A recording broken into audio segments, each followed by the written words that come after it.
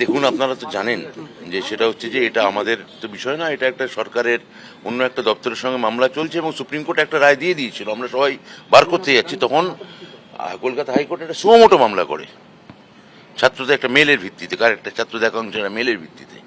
তা হাইকোর্টের থেকে যে সুপ্রিম কোর্টের রায় থেকে যে হাইকোর্টের রায় স্বতন্ত্র হতে পারে সে বিষয়ে আমাদের কোনো ধারণা ছিল না।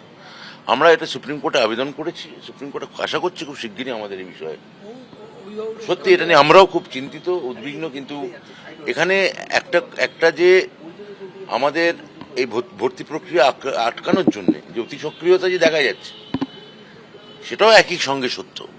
ভর্তি যাতে না করতে পারে সরকার, সেটার জন্যে এত তৎপরতা, এত মামলা করা, সুপ্রিম কোর্ট রায় দেওয়ার পর এই সুমোটো মামলার কি দরকার ছিল, এটা আইনি বিশেষজ্ঞরা বলতে পারবেন।